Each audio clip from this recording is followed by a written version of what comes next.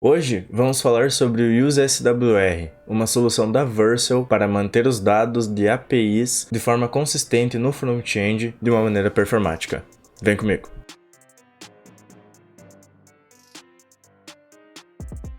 Fala galera, beleza? Eu me chamo Ariel, sejam bem-vindos a mais um vídeo. E hoje estou trazendo para vocês mais um e talvez o último vídeo do UserDash aqui na Tips and Tricks, pois hoje nós vamos finalizar a segunda versão desse app aqui, sensacional, deixando ele completinho aqui e com alguns detalhes para arrumar que talvez a gente vai dar sequência aqui. Antes de mais nada eu quero pedir para que você me siga nas redes sociais, às vezes eu posto um conteúdo muito interessante por lá, principalmente no LinkedIn e TikTok, Instagram e até aqui no YouTube mesmo com Shorts eu posto alguns vídeos verticais para ajudar vocês rapidamente. Peço também que cheque a nossa comunidade no Discord, uma comunidade voltada a desenvolvedores que está crescendo cada vez mais, com o objetivo de auxiliar devs que têm sede por aprender. E hoje também é um vídeo muito especial, pois eu gostaria de agradecer a todos que estão presentes aqui e que estiveram presentes aqui no canal, pois nós completamos 1000 inscritos na semana passada. Então, como eu posto vídeo de uma semana, eu sempre posso comemorar uma semana depois, né? Queria agradecer de verdade a todo mundo que participou aqui da trajetória do canal, através da comunidade no Discord, através aqui dos vídeos e em qualquer outro lugar que a gente possa se encontrar. Eu agradeço demais a sua presença. E também tenho dito que vai chegar um conteúdo muito especial para vocês no canal, né? É um conteúdo a respeito dessa meta batida, da meta de 1000 inscritos. Só vai demorar um pouquinho, mas fiquem atentos que já vai chegar aí, tá? Então vamos começar logo aqui com o UseSWR, né? Peço também que você avalie esse vídeo se possível. Eu vou lembrar você lá no final do vídeo para você assisti-lo e aí dizer se você gostou. Adoraria ver seu feedback através de um comentário, compartilhando esse vídeo com algum amigo se você achou interessante e acha que vai agregar para o conhecimento dele também. Então eu te aguardo lá no final do vídeo, pois agora nós temos que implementar o SWR e finalizar essa aplicação. Vamos lá! Então vamos começar entendendo o que é o UseSWR, né? Ele é um hook, por causa do prefixo use, né? Implementado pela Vercel. Então nós vamos pesquisar aqui SWR da Vercel, tá? Vamos acessar aqui e entender melhor o que ele é, né? A Vercel, no caso, ela é a mesma criadora do framework Next.js, né? Que serve para trabalhar com React de uma maneira muito boa. Inclusive, meus planos aqui para o futuro do canal é trazer Next.js aqui para vocês. Mas primeiro eu quero deixar super sólido React, TypeScript, todas as libs principais que a gente precisa saber, né? Todos os recursos principais para partir para o Next.js e focar no conhecimento dele, sabendo o restante, né? E logo em seguida, não falta muito, a gente vai começar com o Next.js aqui no canal, tá? Mas por enquanto, começando com o SWR, ele é uma sigla que vem de Stale While Revalidate, né? Que é uma estratégia de invalidação de cache, tá? Basicamente, essa estratégia principal, no caso, seria primeiro retornar um dado de cache, né? Ou seja, stale. E daí, enquanto ele retorna esse dado de cache, o dado cacheado, ele vai fazer uma request para o servidor para revalidar se o dado de cache é o mais atualizado possível, né? Se a request do servidor retornar que sim, a gente continua com o dado de cache. Caso contrário, a gente substitui o dado de cache pelo dado recebido da nossa request, né? Então dessa forma a gente mantém um controle de quando os dados da nossa aplicação estão atualizados. E isso vai ser muito útil para a exibição de usuários de maneira atualizada, né? Como você sabe, no último vídeo a gente implementou o uso dos React Toasts, né? E para a exibição desses toasts, a gente teve que quebrar o nosso uso do Window Location Reload, né? Que era a nossa solução que tinha, onde a gente forçava uma atualização de página, que não é nem perto a solução ideal para se fazer com React, né? Mas a gente tinha feito de uma maneira primitiva, né? Como MVP da nossa aplicação, e agora a gente está atualizando e melhorando, e vamos corrigir todo esse problema com SWR, tá? Então vamos começar já implementando SWR, que não é muito complexo, tá? Ele é bem tranquilo e eu não vou precisar fazer uma introdução muito complexa dele aqui para vocês, tá? Então para começar aqui com SWR, eu vou fazer um yarn add SWR, tá? Assim eu vou adicionar essa biblioteca aqui no projeto. E primeiramente nós vamos começar criando o primeiro hook, né, desse app, que no caso a gente vai fazer aqui dentro da pasta hooks. E nós vamos criar o hook useAPI, né, que vai ser para utilizar a nossa API, useAPI.ts, né. Então aqui nós vamos começar implementando o SWR de uma maneira específica para a nossa API, tá? Isso que a gente pode ter diversos use APIs, né, com o nome de cada API que a nossa aplicação se comunica, tá? Para facilitar esse uso e não precisar usar o SWR de maneira cru, né, toda vez. Então a gente pode utilizar um hook próprio meio pronto. tá? Então, aqui nós vamos importar o useSWR, import useSWR. Eu não sei porque eu tô colocando um E aqui no meio, né? Não sei se vocês separaram ali quando eu fui instalar. Tá? Então, aqui a gente coloca o useSWR, né? Importando ele do SWR que a gente instalou. Ele já vem com o TypeScript, tá? Então a gente não precisa fazer nenhuma importação de biblioteca externa, tá? Ele já vem integrado com o TypeScript. E aqui também a gente vai importar o API, né? O API from services /fake API, tá? Que é a nossa API que a gente tem até o momento. Aqui, a gente vai fazer o export de uma função, tá? Então a gente vai fazer export function use API, tá? E essa vai ser a função do hook em si, tá? Essa nossa função, ela vai receber um parâmetro. Esse parâmetro será a URL que a gente vai acessar quando chamarmos o hook use API, tá? Então, no caso, essa URL, ela pode ter dois tipos. Ela pode ser do tipo string, tá? Que no caso seria a string da URL, ou ela pode ser do tipo null, tá? Quando a gente não recebe nenhum dado. Isso aqui vai fazer muito mais sentido lá na frente para vocês, tá? Então, o que nós vamos começar fazendo aqui é desestruturando, tá? Do useSWR algumas variáveis, tá?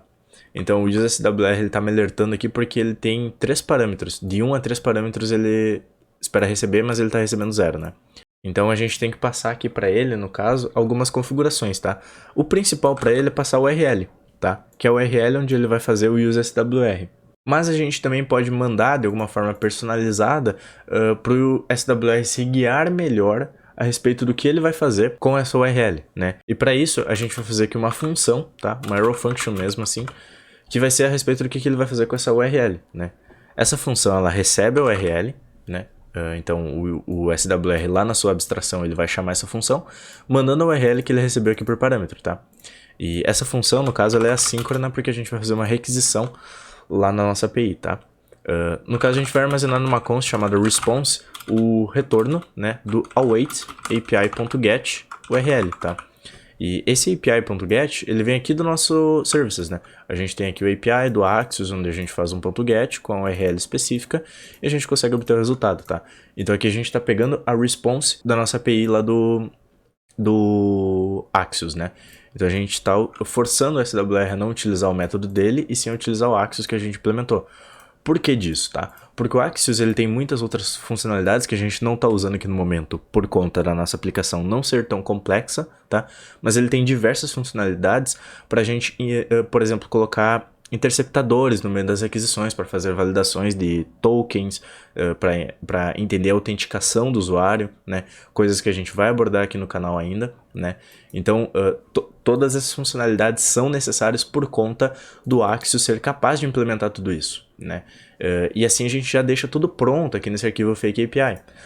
Só que ao utilizar o useSWR sem essa função que a gente está fazendo aqui, né? Sem isso aqui, ele vai simplesmente utilizar do jeito que ele sabe. E assim a gente perde essa parada da verificação que o Axios pode vir a fazer, né?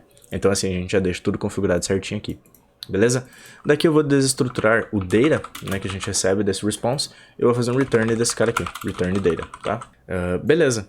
Então, no caso aqui a gente já retornou o data, né, que a gente está recebendo, passando esses dois parâmetros aqui para o useSWR, tá? Agora o useSWR, a gente vai desestruturar dele aqui, né? Lembra que a gente falou que ia desestruturar. Só que a gente não colocou aqui o que a gente está desestruturando, tá? O que a gente está desestruturando aqui, no caso, é o próprio data, os dados que a gente obteve do uso desse hook, né? A gente está obtendo error, que é quando houve um erro na requisição, essa variável vai vir aqui, né? E a gente vai receber também o mutate, tá? O mutate, ele é uma função, tá? E o objetivo desse mutate vai ser de mutar, fazer um mutate, no caso, dos dados do nosso app, tá? Porque como a gente comentou antes, aqui no caso, o que ele faz? Ele tem um cache, que é stale, e ele exibe esse cache. Aí ele faz uma requisição lá para o banco e vem com os nossos dados atualizados, né? Só que, por exemplo, se a gente deletar um usuário, até ele fazer a requisição, o dado da nossa página vai estar ali. A gente deletou o usuário e o usuário ainda vai estar exibido, tá? Então, dessa forma, enquanto ele não revalidar, a gente vai ter dados inconsistentes no front-end ainda, tá? Então, existe uma estratégia do mutate que é para a gente mutar, né, simular como seria a remoção, a atualização daquele dado de maneira imediata, né? Então, a gente vai criar dados fakes para exibição, tá? A gente vai criar dados fakes aqui para exibição disso, e dessa forma a gente vai obter os dados de maneira atualizada o mais rápido possível para o usuário. E depois da próxima vez que o usuário interagir na página e ele fazer essa revalidação e obter os dados revalidados, aí sim a gente vai receber tudo atualizado lá da nossa API, tá? O que eu vou fazer aqui também é startar a nossa API, que eu não startei, Yarn Server, tá? Pra gente poder ter os usuários aqui, tá? Então, por exemplo, a gente vai excluir esse cara aqui até o SWR fazer a requisição e obter de volta esse cara. O nosso dado vai continuar aqui, né? E quando que o SWR faz essa revalidação, né? Eu vou mostrar depois aqui para vocês na prática, ok? Então, após implementar isso aqui, o que a gente tem que fazer, tá? Eu tenho que fazer aqui, no caso do useAPI, retornar essas três variáveis. Então, eu vou fazer return de um objeto, né? Com data, error e mutate dentro, ok? Então, agora a gente implementou o nosso hook useAPI, né? E agora a gente vai fazer o uso dele nos nossos componentes, certo? A gente vai começar fazendo o uso dele, no caso, lá no nosso componente users, né? Então lá no users a gente vai consumir o hook useAPI, né? Onde a gente vai utilizar ele não só lá no nosso componente de users, mas em alguns outros lugares, tá? Então aqui em Components, vamos começar aqui no Users, que a gente vai ter que fazer a utilização dele para poder exibir, no caso, os dados de maneira mais atualizada possível, né? Então a gente tem que fazer aqui, pois é aqui onde a gente itera sobre o array de usuários, que vem lá da nossa API, e exibe o componente de user, né? Diversas vezes. Então, o que a gente precisa fazer aqui, tá? Primeiramente, nós vamos tirar esse useEffect do filter users, pois a gente vai fazer uma lógica um pouco diferente de filtragem aqui, tá? Também vamos ter que atualizar essa funcionalidade por conta da alteração no app. E aqui, no caso do useContext, a gente vai receber o setUsers, tá? A nossa função setUsers. E aqui, a gente vai começar fazendo um const, onde a gente vai desestruturar, né, o retorno da nossa useAPI, tá? Então vamos importá-la aqui do nosso hook. Deixa eu tirar a importação do useEffect aqui também. E beleza. O que a gente tem que mandar para o useAPI? O users, tá? Pois essa é a URL que a gente quer acessar aqui no componente, né? A gente quer acessar a URL de users. O que esse cara retorna? Ele retorna o data, o error e o mutate, tá? Por enquanto, para nós, o que é importante é só o data, tá? Então a gente vai desestruturar o data aqui do retorno do useAPI, né? E o que a gente vai fazer aqui é um set users como data, aqui mesmo, tá? Não precisa fazer useEffect nem nada. A gente vai fazer um set users de data para que a gente possa, no caso, consumir do estado de users, tá? Do estado de users e não do data em si, tá? Porque assim a gente controla no restante da aplicação que está consumindo o estado de users através do context de uma maneira direta, né? Então a gente mantém uma consistência, toda o nosso front-end consumindo de lugar só, tá? Então é por isso que a gente precisa setar esse estado aqui. Além de fazer isso, a gente vai fazer um if not users, ou seja, se não houver usuários, significa que a gente ainda está fazendo a requisição, tá? Ou seja, if not users significa que a gente não carregou, não obteve os resultados da API ainda. Se a gente tem esse resultado aqui, a gente vai retornar um H1 com carregando, tá? Para dizer, dar um retorno visual que a gente está carregando a página, tá? Aqui também poderia ser usado um toast, né, do React Toastify, o toast de promise, né, caso vocês queiram se aprofundar um pouco mais no React Toastify. Mas eu optei por utilizar essa estratégia de um H1 na tela mesmo, dizendo carregando, tá, no lugar dos componentes de usuário. Às vezes a gente pode fazer um skeleton load, tem diversas estratégias para se utilizar no lugar desse H1 carregando aqui, tá. Mas, por enquanto, como estratégia básica, a gente vai utilizar essa aqui. E mais à frente, talvez, a gente implemente um skeleton load, tá? Ok. A única diferença que a gente tem que fazer agora é colocar aqui um ponto de interrogação, tá? Pois essa variável users pode ser nula. Então a gente coloca um ponto de interrogação aqui para fazer o map somente se a gente houver usuários, ok? Se eu voltar aqui para a página, ela deve estar funcionando normalmente, ó. ela está exibindo o H1 ali de carregando, tá? E em seguida ela troca pelos dados após carregar. Só que esse H1 não está estilizado, então o que a gente vai fazer? A gente tem o styles aqui do users, tá? E a gente vai colocar aqui, ó, que o H1 vai receber um color de var gray 500. Deixa eu ver. Aqui no nosso styles, no global CSS, às vezes eu esqueço, tá? É gray 100, tá? Gray 100. Às vezes eu esqueço quando o VS Code não ajuda. Então, pronto, já estilizamos, ele ficou da cor da nossa identidade visual, tá? Beleza. Ajustamos users. O que a gente tem que ajustar agora? A gente tem que ajustar, no caso, a interação da nossa aplicação com a alteração dos dados, tá? Então, é nessa parte que a gente vai usar o mutate que eu estava explicando anteriormente para vocês, tá? Para a gente poder ter uma atualização visual muito mais rápida com dados fakes para o usuário até a gente fazer a revalidação. Então, vai ser super simples de fazer isso, tá? Podem acreditar em mim. Então, o que a gente vai fazer lá no nosso context, tá? Aqui no user context. E aqui em cima, eu posso até tirar essa função de filter users porque ela não vai ser mais usada, tá? Aí eu tenho que tirar ela aqui do nosso tipo do context e também lá do nosso return, ok? Ela vai dar um erro aí na nossa aplicação, tá? Mas a gente já vai corrigir esse erro em seguida, ok? Então, o que nós vamos pegar aqui vai ser a desestruturação do nosso use API novamente, né? Então vamos importar esse cara aqui. Importamos o use API. A gente vai mandar lá para ele o URL de users, porque a gente quer acessar os users, né? E o que a gente quer obter dele é o mutate, tá? Beleza. Aí o que a gente vai fazer? Aqui no create user, logo após o nosso API post, eu vou fazer um mutate. Simples.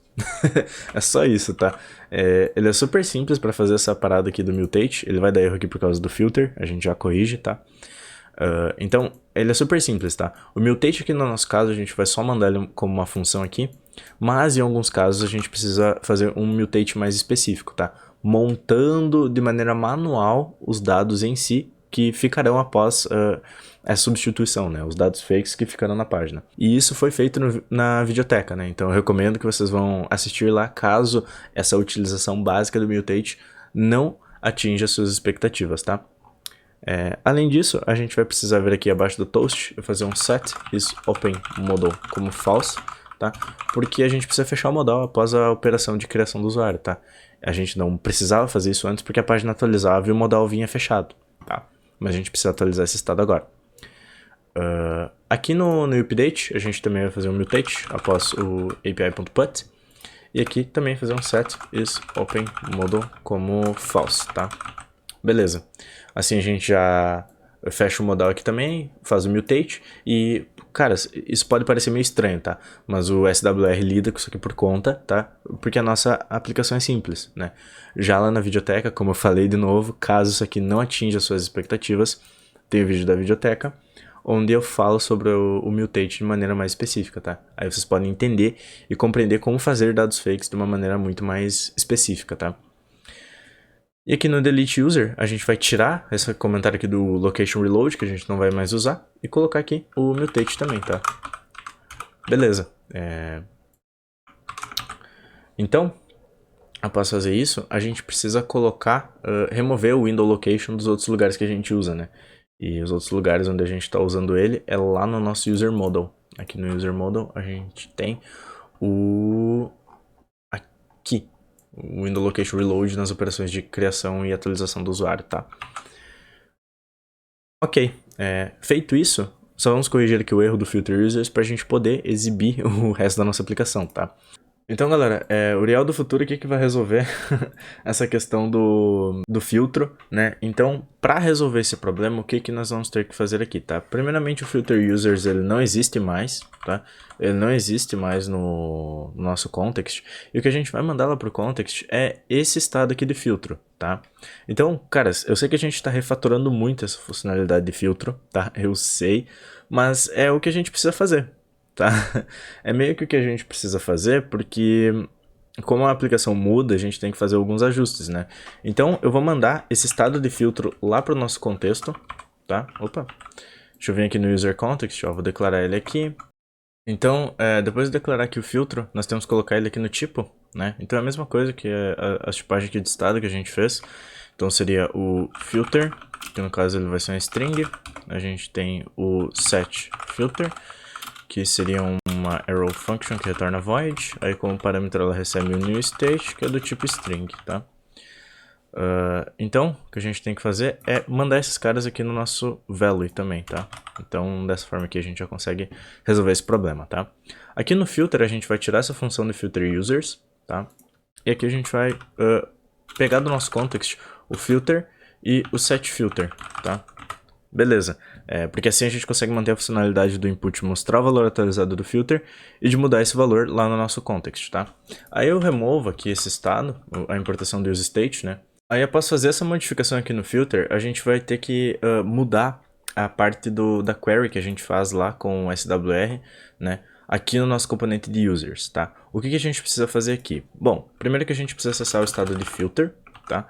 Então, nós vamos mudar essa lógica aqui do useAPI usando uma técnicazinha aqui, tá? O que a gente vai fazer aqui é o seguinte. Primeiro que eu vou alterar essa URL aqui, tá? Para utilizar acento grave. E daí, no caso, eu vou fazer aqui a URL de query que a gente tinha na nossa função filter users, né? A gente coloca aqui um parâmetro com ponto de interrogação. O parâmetro Q de query recebe a nossa variável filter. Então, a gente vai filtrar o que tiver no valor do filter, né? Dessa forma aqui a gente consegue fazer uma query no banco buscando os usuários que atendam a esse filtro, né? E lembrando que por causa do JSON Server, né, a possibilidade dessa fake API, caso o nosso filtro seja vazio, ele vai retornar todos os usuários, tá? Então a gente pode utilizar dessa forma aqui, certo? Então o que nós vamos fazer? Nós vamos fazer uma condicional aqui, tá? Se houver valor em filter, eu quero utilizar essa query aqui que vai filtrar. Então eu vou fazer filter, um operador ternário aqui, né? Se houver filter, eu vou fazer isso aqui. Caso não haja filter, aí eu vou só buscar users, tá? Buscar todos os usuários. E assim a gente mantém, aqui a gente pode deixar com set users mesmo, tá? Dessa forma aqui, a gente só atualiza. Se houver filtro, eu uso a query de filtro. Se não, eu uso a query geral para buscar todos os usuários, né? E voltando aqui na nossa aplicação, ó. Agora ela já deve estar funcionando, deixa eu atualizar ela aqui, tá? E beleza, o que nós vamos fazer? Eu vou criar um dado aqui, vai ser aqui João, pode ser Uriel, também o e-mail, não tem problema quanto a isso. Brasil, Rio Grande do Sul, fechou, vamos ver? Tá, criamos o João, tá? E agora eu quero filtrar apenas por João, então se eu colocar aqui, ó, Jô, filtrou. Tá, então se eu apagar tudo e colocar, por exemplo, Uriel, ele vai filtrar todos que tem Uriel, né? E o João ele vai filtrar junto porque tem Uriel no e-mail, certo? Então como o e-mail dele é igual, a gente vai ter essa diferença aqui do filtro, né? E assim, basicamente, a gente finalizou o nosso app. Corrigindo o filtro, fazendo toda a funcionalidade com SWR, né? Agora basta a gente testar como ele está se comportando quanto às outras operações, né? Por exemplo, eu vou excluir esse usuário aqui, o que ele vai acontecer? Ele vai aparecer o toast, né? E ele deletou o usuário através do mutate, né? Agora acontece que se eu visualizar aqui no console, em network, né? Eu vejo todas as requisições que aconteceu, né? Eu vou abrir uma outra página aqui, eu vou voltar, vocês podem ver que ele fez uma nova requisição. Eu vou deixar essa marcada, vou navegar para cá e vou voltar aqui, ó. Vocês vão ver que ele vai fazer uma nova requisição quando eu interagir com essa página de novo. Essa é a parte da revalidação dos dados, tá? Ele vai revalidar esses dados e assim ele vai nos exibir os dados atualizados. Quando a gente deletou aqui, antes dele fazer qualquer query, a gente apenas tinha usado o mutate para fazer dados fakes da nova atualização, né? Porém aqui, agora que eu fiz essa query, ele substituiu os dados fakes do mutate pelos dados que ele obteve lá da API de verdade, né? E toda essa operação é segura porque como o hook do useSWR lida com isso por conta, a gente não precisa se preocupar com muita coisa, tá? Eu vou editar esse outro Uriel aqui, vou tirar o Lopes, vou trocar aqui de exemplo para teste. Eu vou deixar assim mesmo, tá? Não precisa modificar muita coisa. Ele vai aparecer o usuário atualizado e o usuário vai atualizar aqui na frente do usuário, né? Na frente de quem estiver usando o nosso app, vai aparecer as alterações aqui com o mutate, né? E aqui, ó, eu vou navegar para cá, ó. Ele vai fazer outra query para revalidar e agora os dados do mutate foram substituídos pelos dados que vieram da API, certo? Mesma coisa acontece com a criação, né? Quando a gente criou ali o João, vocês viram que ele atualizou e criou o João aqui automaticamente, sem nem fazer um reload na página, né? E assim a gente pode ver que o nosso app está completo, utilizando Toast, responsivo. Cara, ele está extremamente muito bom, fica muito legal para o seu portfólio, né? Ter todas essas funcionalidades aqui, utilizando essas tecnologias de ponta para desenvolvimento moderno com React, né? E mais à frente aqui no canal, a gente vai ver mais tecnologias como essa. Então esse foi o vídeo, agradeço demais a presença de todos aqui, espero que no geral essa aplicação tenha dado um baita boost no seu conhecimento com tudo que eu mostrei aqui pra vocês, né? Agora a gente vai deixar essa parte mais introdutória, de cru, de parte básica de interfaces, e a gente vai partir para coisas mais complexas como utilizações de CMS e outros conceitos muito mais avançados aqui, onde a gente vai utilizar até outras libs, como o React Query no lugar do SWR, né? Não por conta de ser melhor, mas por conta de ser mais adequado para a utilização que a gente vai ter, né? Na minha opinião. Então quem vai discernir isso e decidir na sua aplicação é você. Então, por aqui a gente vai ver agora conteúdos muito mais complexos depois dessa implementação de User Dash. Peço que você deixe a avaliação desse vídeo, como eu falei que lembrar vocês. Eu espero que ele tenha agregado conhecimento para você e também que através de um feedback eu possa saber onde que eu posso melhorar aqui no vídeo e onde eu devo manter também. E peço que você indique esse vídeo para um amigo que você sabe que pode agregar o conteúdo. Também aguardo o seu like para que esse vídeo alcance mais pessoas.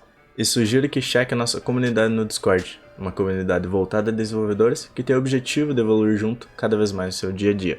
Novamente, muitíssimo obrigado por comparecer a esse vídeo e até o próximo passo dessa playlist, desse canal. Até mais, valeu!